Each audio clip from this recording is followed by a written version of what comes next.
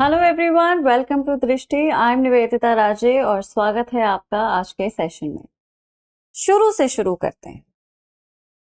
बिल्कुल ancient India में एक सेज जिनका आप सबने नाम सुना होगा, ऋषि मनु ने एक सिस्टम क्रिएट किया जिसे मनुस्मृति कहा गया। मनुस्मृति। अब ये मनुस्मृति क्या था? ये एंशियंट इंडिया का क्रिमिनल कोड था। मतलब उस टाइम पे एंशियंट इंडिया में, वैदिक सोसाइटी में क्रिमिनल्स को या क्राइम को कौन सा लॉ डील करेगा और किस तरह से करेगा, वो सब कुछ मनुस्मृति डिफाइन करता था। वो ऑफेंसेस जो गलत हैं, कुछ एक्ट्स जो प्रोहिबिटेड हैं, उनकी क्या सजा होगी, ये सब कुछ मनुस्मृति में था। लेकिन मनुस्मृति वैदिक सोसाइटी में एक डिस्क्रिमिनेशन भी क्रिएट करता था। मतलब उस टाइम पे क्लास सिस्टम बहुत ही बुरी तरह से सोसाइटी में घुसा हुआ था। क्लासेस डिवाइडेड थी, अपर और लोअर में। अनटचेबिलिटी भी काफी प्रेवलेंट थी। मनुस्मृति अपर क्लास के लिए एक अलग काइंड ऑफ सिस्टम क्रिएट करता था और लोअर के लिए अलग। मतलब अपर क्लास के लिए ये कोड बहुत बहुत डिस्क्रिमिनेटरी था, अलग तरह के पनिशमेंट। वो मेजर गलतियां जो अपर क्लास के सपोजिड लोग अगर कमिट करते थे तो उनकी सजा उन्हें उतनी ज्यादा नहीं मिलती थी जितनी कि एविडेंटली एक उस टाइम की लोअर क्लास के व्यक्ति को उसी एक्ट कमीशन पे मिले। राइट। अब यही सिस्टम बहुत टाइम तक चलता ही रहा। ऑब्वियसली इसको अपोज करने वाला कोई नहीं था क्योंकि अपर क्लासेस उस टाइम की बेनिफिट होती थी। इफेक्टिवली इस सिस्टम को अगर किसी ने रिप्लेस किया तो वो था अशोक का सिस्टम। अशोक के बारे में भी सबने सुना ही होगा। अशोक मौर्य डायनेस्टी के रूलर थे, है ना। ये भी एंशिएंट इंडिया में थे और इन्होंने कलिंग के साथ युद्ध लड़ा था। राइट। और एविडेंटली वो जो बैटल था वो इतना ज्यादा वायलेंट था, इतना लाइफ चेंजिंग था that Ashok kind of felt a certain remorse towards what destruction his act has caused. अब वही रिमोर्स जो था वो अशोक के थॉट प्रोसेस को, उनकी पर्सनालिटी को काफी बुरी तरह से चेंज कर बैठा। So instead of being the violent ruler that he was, he changed and became a very non-violent kind of a person. अब वही नॉन वायलेंस जो इन्होंने बुद्धिज्म के थ्रू एम्ब्रेस किया, वही इनके कोड्स में जो इन्होंने जो लीगल सिस्टम क्रिएट किया था उसमें भी मैनिफेस्ट हुआ। Right. So instead of creating a very harsh law, he created a law which was more moral rather than being harsh. So his entire code was advocating the principles of non-violence and benevolence in itself. अब ये system जो था वो भी हल्का सा discriminatory था, लेकिन काफी इफेक्टिवली ये उस टाइम के आर्यावर्त को आराम से गवर्न करता रहा। ठीक है। और इस सिस्टम को चेंज करने के लिए या फिर रिप्लेस करने के लिए किसी भी रूलर का कोई भी सिग्निफिकेंट स्टेप नहीं हुआ। अगर जो स्टेप्स हुए भी, जैसे सल्तनत के टाइम पे जो कि मेडिएवल इंडिया में था इन अर्ली 1200s, कुछ अटेम्प्ट्स किए भी गए जहां पे एग्जिस्टिंग सिस्टम जो कि अशोक का सिस्टम था उसको चेंज करने की कोशिश की गई, लेकिन क्योंकि सल्तनत पूरे देश तक नहीं पहुंची थी इसीलिए वो सिस्टम भी पूरे देश तक नहीं पहुंच पाया।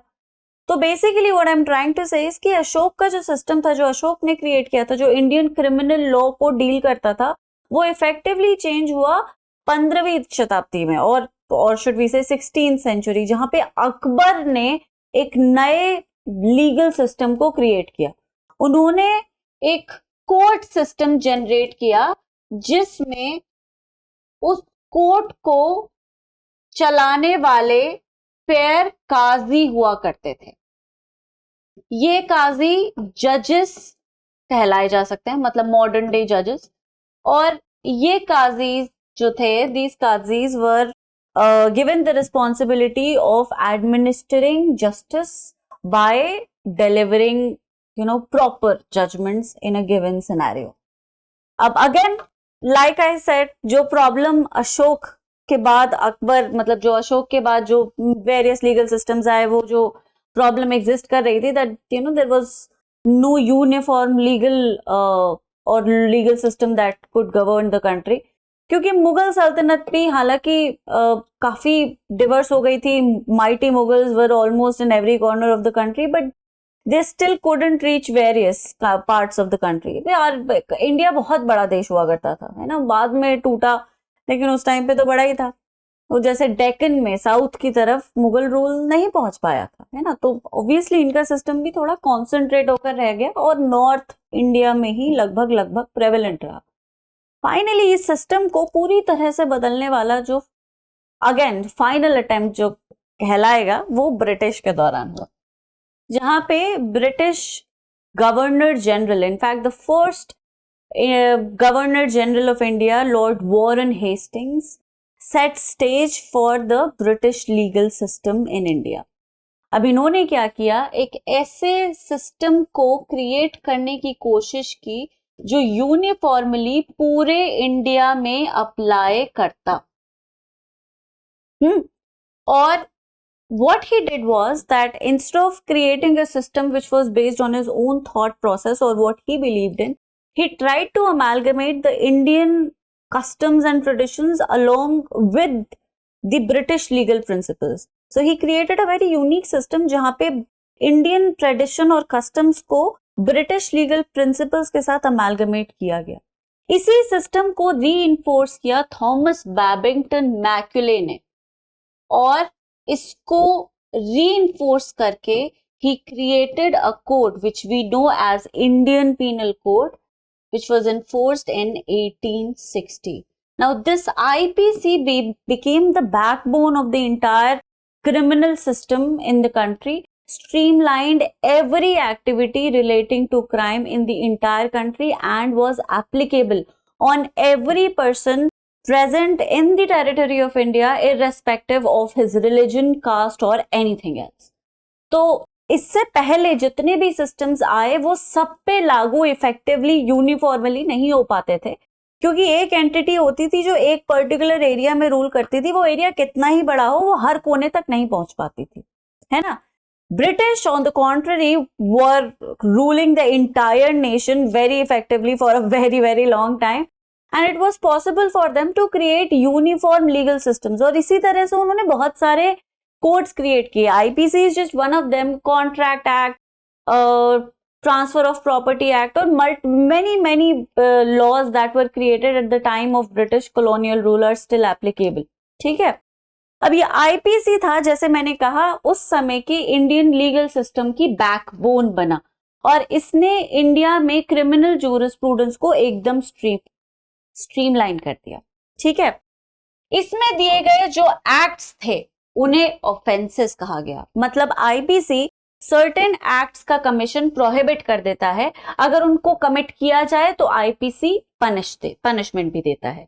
इन एक्ट्स को ऑफेंसेस कहा जाता है। ठीक है, so the crimes which are punishable by the Indian Penal Code are known as offenses. Okay, in offenses के punishment को या फिर इन offenses के कमीशन पर जो punishment दिया जाएगा वो एक प्रोसीजर के थ्रू दिया जाएगा। मतलब कमीशन हुआ है या नहीं हुआ है, the entire process or the entire exercise of executing the offenses committed, the offenses of course committed by a person were administered or governed by CRPC.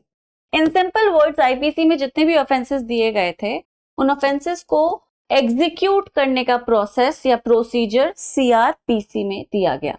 उन offenses के commission को प्रूव करना या डिसप्रूव करने का सिस्टम एक दूसरे law में दिया गया जिसे एविडेंस एक्ट कहा गया।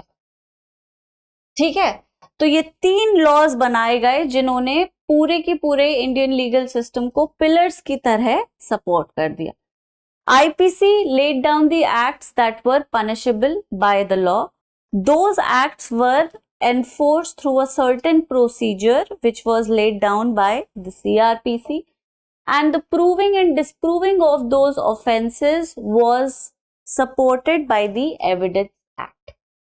ठीक है, अब ये सिस्टम जो था वो 1800s में आया, और जैसे जैसे जरूरत पड़ती गई वैसे वैसे लेजिस्लेचर इवन आफ्टर इंडिपेंडेंस इसे चेंज करता रहा।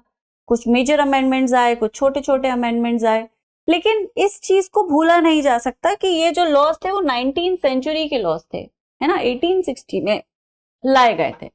तो सोचने वाली बात है कि 19 सेंचुरी से अब तक 21st सेंचुरी में क्राइम का मेथड, क्राइम का education, criminal mentality, criminal thought process, हर चीज बिल्कुल चेंज हो चुकी है। उस जमाने में क्रिमिनल मेंटालिटी जो रही होगी वो रही होगी, लेकिन आज की डेट में वो मेंटालिटी चेंज हो चुकी है। क्राइम्स को करने का तरीका चेंज हो चुका है। वो क्रिमिनल्स जो चाकू छुरी का इस्तेमाल करते थे, तीर कमान का इस्तेमाल करते थे, वो एडवांस्ड वेपनरी पर आ गए हैं, क्लेवर हो गए हैं, ज्यादा अवेयर और एजुकेटेड हो गए हैं। सोचने वाली बात है ना। जैसे जैसे समय आगे बढ़ता है हर कोई डेवलप होता है, थॉट प्रोसेस डेवलप होता है। तो अगर अच्छा डेवलप हो रहा है, बुरा भी डेवलप होगा। जो आदमी क्रिमिनल है वो भी डेवलप होगा, है ना। आईपीसी साइबर क्राइम को, या उस समय का क्रिमिनल सिस्टम कभी सोच भी नहीं सकता था कि इंटरनेट के थ्रू भी चोरी की जा सकती है, लाखों की चोरी की जा सकती है। अब वो हो रहा है, ठीक है। तो इसीलिए गवर्नमेंट को जरूरत महसूस हुई कि ये 19 सेंचुरी के जो लॉज हैं वो जितना केटर कर चुके सोसाइटी को वो कर चुके, लेकिन अब वो अपने पर्पस को सर्व कर नहीं पा रहे हैं। चलो ठीक। लास्ट ईयर अगस्त में, precisely on 11th August 2023, centre ने लोकसभा में 3 नए बिल्स को इंट्रोड्यूस किया और ये तीनों बिल एग्जिस्टिंग लीगल सिस्टम को पूरी तरह से रिप्लेस करने के लिए लाए गए। 25 दिसंबर 2023 प्रेसिडेंट द्रौपदी मुर्मू ने इन तीनों बिल्स पर असेंट देकर इन्हें एक्ट में कन्वर्ट कर दिया और 1 जुलाई 2024 से अब ये बिल इंडिया में एप्लीकेबल हैं। मतलब आईपीसी, सीआरपीसी और एविडेंस लॉ को जो थोड़ा सा हल्के एंड के डोर से हमने पकड़ रखा था, अब वो डोर हमेशा के लिए छूट चुकी है। आईपीसी का, सीआरपीसी का, एविडेंस लॉ का, इंडियन एविडेंस एक्ट का अब इंडियन लीगल सिस्टम में कोई एप्लीकेशन नहीं है। अब हमारे पास नए लॉज हैं। क्या नाम है उन लॉज का, पता ही है हमें। द लॉज आर भारतीय न्याय संहिता, भारतीय नागरिक सुरक्षा संहिता और भारतीय साक्ष्य अधिनियम। ये 3 नए लॉज हैं जो एग्जिस्टिंग लॉज को पूरी तरह से रिप्लेस कर देते हैं, ठीक है। अच्छा, अब 1 जुलाई से इनका एप्लीकेशन है, थोड़ा सा इनके बारे में जान लेते हैं, राइट। तो आईपीसी में कुल मिला के 511 सेक्शंस हुआ करते थे, लेकिन एक जो नया लॉ है भारतीय न्याय संहिता, वो सिर्फ 358 एक्ट्स को एज ऑफेंस लिस्ट करता है। प्रोसीजर में थोड़ा सा जो चेंज आया है वो सेक्शंस को इंक्रीज करके आया है। मतलब 484 सेक्शंस की बजाय अब 531 सेक्शंस हैं क्रिमिनल प्रोसीजर में, जिसका नया नाम है भारतीय नागरिक सुरक्षा संहिता। इंडियन एविडेंस में 167 सेक्शंस हुआ करते थे, जो कि डिजिटल मीडिया को या डिजिटल फॉर्म्स ऑफ एविडेंसेस को उतना कंप्रिहेंसिवली कवर नहीं करते थे। तो जो नया लॉ है वो हर उस नए एविडेंस को जो आज की डेट में एडमिसिबल है, जैसे कि व्हाट्सएप और पता नहीं क्या क्या, उन सब को कवर करता है और जाहिर बात है कि वो इस वजह से थोड़ा सा बढ़ के आया है। तो भारतीय साक्ष्य अधिनियम में 170 सेक्शंस हैं, ठीक है। अच्छा, जब भी आप अपनी बैराक खोलते होंगे तो पहले पेज पे, अच्छा ये सवाल जुडिशरी में भी आ जाते हैं, तो इस चीज का ख्याल रखें। तो you know these are direct questions that may be asked specially in UP and Delhi. Delhi में ये सवाल लगभग हर बार आता है कि जो एक्ट आई है वो किस पर्पस से आई है। हर एक्ट के ऊपर किसी जो भी एक्ट आता है नया पुराना, उसके ऊपर पर्पस लिखा होता है। अब ये जो प्रोसीजर और आईपीसी है वो 2 पर्पस के लिए आया है, कंसोलिडेट करने के लिए और अमेंड करने के लिए। So Bharatiya Nyaya Sanhita basically is an act to consolidate and amend. Similar agenda is that of CRPC, the new CRPC, which is to consolidate and amend the laws relating to criminal procedure. जो evidence act आया है वो existing laws को amend करने के लिए आया है, ठीक है। ये सवाल डायरेक्टली पूछ लिया जाता है कि what is the objective of BNS। Options आ जाएंगे, कंसोलिडेशन एंड अमेंडमेंट, या फिर सिर्फ कंसोलिडेशन, या सिर्फ अमेंडमेंट, या फिर नन ऑफ द अबव, या ऑल ऑफ द अबव, ठीक है। तो इसीलिए इस चीज को समझना जरूरी है, एक्ट के ऑब्जेक्टिव को समझना जरूरी है। तब जब कंसोलिडेशन एजेंडा होता है किसी एक्ट का, तो उसका मतलब क्या होता है, what does it mean when the act is to consolidate. Consolidate 2 meanings को रिप्रेजेंट करता है। मतलब consolidate basically means two things. सबसे पहला, कंबाइनिंग एग्जिस्टिंग लॉज। इस चीज को ध्यान रखना ताकि याद रखने में आसानी रहे, ठीक है। तो एग्जिस्टिंग लॉज को कंबाइन करने को कंसोलिडेशन कहते हैं। कंसोलिडेशन का मतलब है एक पर्टिकुलर सब्जेक्ट पे एग्जिस्ट करते हुए various laws, statutes, regulations, provisions को एक ही जगह लेकर आ जाना। इससे लॉ क्या होता है, ज्यादा एक्सेसिबल हो जाता है and it is easier to understand since all the relevant provisions are put together in one single place, ठीक है। This is the first thing. Second, consolidation laws को सिंप्लीफाई कर देता है, ठीक है। Consolidation simplifies the existing laws. So इससे क्या होता है, जितने रिडंडेंट और आउटडेटेड प्रोविजंस होते हैं वो हटाए जा सकते हैं, दे कैन बी रिमूव्ड, और जितने भी ओवरलैपिंग लॉज हैं उन्हें स्ट्रीमलाइन किया जा सकता है। सो इससे जो लीगल फ्रेमवर्क की जो कॉम्प्लेक्सिटी होती है वो रिमूव हो जाती है and the framework becomes more straight forward both for practitioners and civilians, ठीक है। ये एजेंडा होता है कंसोलिडेशन का। This is what consolidation actually means. अब उसी तरह से अमेंडमेंट का क्या काम होता है। अमेंडमेंट का भी दो पर्पस होते हैं, अमेंडमेंट के भी, ठीक है। तो amendment basically is to update the provisions. Sorry, गलत लिख दिया। Amendment is to update the provisions, the existing provisions. तो amendment involves changing existing legal provisions to upgrade them. ठीक है। अब 19th सेंचुरी की सोसाइटी में और 21st सेंचुरी की सोसाइटी में जमीन आसमान का अंतर है। तो सोचने वाली बात है, हमें आज के लिए कानून चाहिए, वो लॉ जो आज की सोसाइटी को केटर कर सके। तो वो जितने भी इश्यूज जो कि एड्रेस हुए तब से, जब से वो लॉ आया था, और वो लॉ उन इश्यूज को अगर कवर नहीं कर पाया, एड्रेस प्रॉपरली नहीं कर पाया, उनको ये नए अमेंडेड प्रोविजंस एड्रेस करेंगे, जिससे कि वो एरर्स जो थे और वो एम्बिग्युइटीज जो थी, जो सेंचुरी गैप की वजह से क्रिएट हुई, उन्हें करेक्ट किया जा सके, ठीक है। ये काम होता है अमेंडमेंट का। It ensures that the law remains relevant and effective at the same time. दूसरा होता है नए प्रोविजंस को इंट्रोड्यूस करना, which is quite logical also, है ना। अमेंडमेंट्स ऑल्सो इज मतलब प्राइमरीली इज there to add new provisions, जिससे कि जो नए इमर्जिंग इश्यूज हैं, जो पहले नहीं थे, 19th सेंचुरी में नहीं थे लेकिन अब आ गए हैं, डेफिनेशंस, लोगों की जरूरत है, लोगों का थॉट प्रोसेस। जैसे 19th सेंचुरी में कुछ एक्ट्स जो थी वो कल्पना भी नहीं की जा सकती थी कि ऐसा भी कुछ हो सकता है। For example, homosexuality was not at all accepted, but this society demands that homosexuality be accepted, इसीलिए उसको क्रिमिनल सिस्टम से पूरी तरह से हटा के एक लेजिटिमेट एक्ट बना दिया गया, राइट। तो वही जो सिस्टम 19th सेंचुरी में था वो आज की डेट में फिट नहीं हो सकता, क्योंकि उस सोसाइटी में और आज की सोसाइटी में कोई कंपैरिजन नहीं है। तो आज की सोसाइटी के हिसाब से जो गैप्स क्रिएट हो गए हैं, क्योंकि हम पुराना लॉ यूज कर रहे हैं, उन गैप्स को फिल करने के लिए जो नए प्रोविजंस इंट्रोड्यूस किए जाएंगे वो अमेंडमेंट से इंट्रोड्यूस किए जाएंगे। तो ये काम होता है कंसोलिडेशन का और अमेंडमेंट का। और जब एक्ट कंसोलिडेट और अमेंड दोनों के लिए आती है तो वो इसी पर्टिकुलर ऑब्जेक्टिव के साथ क्रिएट की जाती है, ठीक है। अब जैसे जैसे हम आगे बढ़ेंगे वैसे वैसे हम भारतीय न्याय संहिता ने किस तरह से लॉस को कंसोलिडेट किया है और अमेंड किया है ये जानेंगे, ठीक है। उसी तरह से भारतीय नागरिक सुरक्षा संहिता जो है उसने लॉस को कैसे कंसोलिडेट और अमेंड किया है, क्रिमिनल प्रोसीजर के लॉस को, वो भी हम समझेंगे। और भारतीय साक्ष्य अधिनियम ने किस तरह से कंसोलिडेट किया है the general rules and principles of evidence for fair trial, इससे भी हम समझेंगे।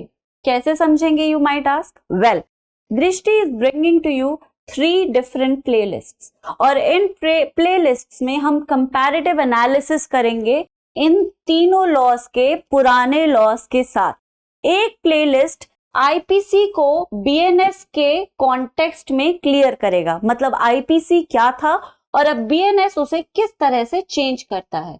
ऑफेंसिव के रिगार्ड में अब हमारा क्या लॉ है और वो पुराने लॉ से किस तरह से डिफरेंट है, इसी चीज को हम पढ़ेंगे सीआरपीसी में, मतलब BNSS में, कि नया प्रोसीजर पुराने प्रोसीजर से बेहतर है, कम बेहतर है, उसी के जैसा है, जो अगर चेंज ला रहा है तो वो क्या चेंज है और हमें उसे किस तरह से समझना है।